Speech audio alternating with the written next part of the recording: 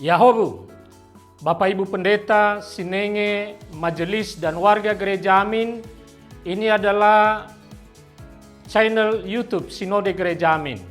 Karena itu, bagi yang mencintai Gereja Amin, tontonlah, subscribe, like, dan bagikan. Gereja Amin yang tangguh, mandiri, dan peduli. Tuhan Yesus memberkati.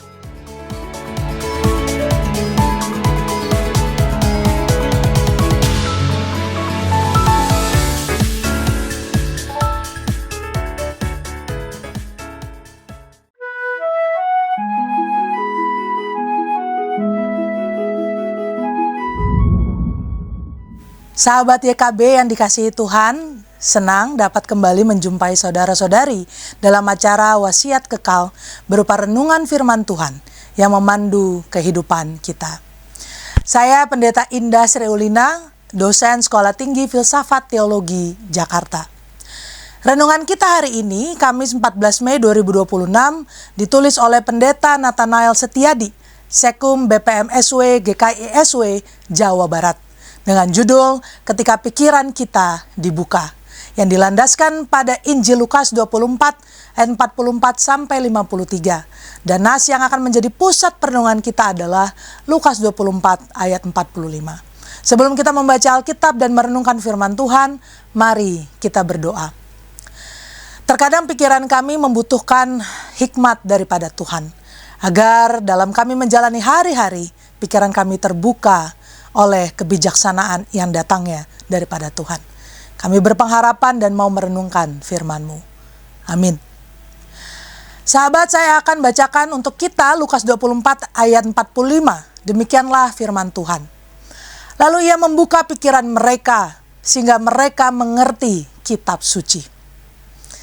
Sahabat, pernahkah saudara-saudari membaca buku atau mendengar penjelasan seseorang tetapi nggak ngerti maksudnya bagaimana?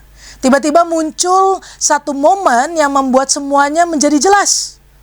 Seolah-olah lampu dinyalakan di dalam kepala dan apa yang semula samar menjadi terang. Dalam hal rohani, pengalaman ini sangat nyata. Banyak orang mengetahui isi Alkitab tetapi tidak semua mengerti pesannya. Sampai Tuhan sendiri yang membuka pikiran mereka. Yesus menampakkan diri kepada murid-murid setelah kebangkitannya. Yesus mengingatkan mereka bahwa segala sesuatu yang tertulis tentang dirinya dalam kitab suci haruslah digenapi. Inilah titik penting. Pemahaman yang sejati tentang firman Tuhan tidak dapat dilepaskan dari karya Yesus sendiri. Tanpa Tuhan yang membuka pikiran kita, Alkitab dapat menjadi sekadar buku sejarah atau kumpulan ajaran moral. Namun ketika Kristus menyatakan dirinya melalui firman, mata rohani kita dibukakan dan kita dapat melihat rencana keselamatan Allah dengan jelas. Kita juga perlu memohon kepada Tuhan agar Ia membuka pikiran kita setiap kali kita membaca Alkitab. Kita tidak cukup hanya mengetahui ayat, tetapi perlu mengerti dan menghidupinya. Sahabat, di tengah dunia yang penuh informasi dan kebingungan rohani ini, kita membutuhkan terang dari Tuhan untuk mengetahui yang benar dan memahami kehendak Tuhan. Marilah kita datang kepada Tuhan dengan hati yang terbuka dan berdoa agar Ia membuka pikiran kita. Mari kita berdoa.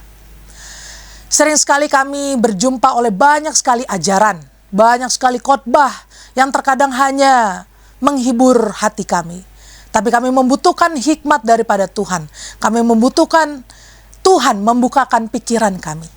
Agar nyatalah segala pelajaran, segala pembacaan akan firman Tuhan yang kami lakukan dalam keseharian kami. Bukakanlah pikiran hati kami Bapa, agar kami sanggup mengerti bahkan menghidupi firman Tuhan dalam hari-hari kami. Melalui Kristus, kami berdoa kepadamu. Amin.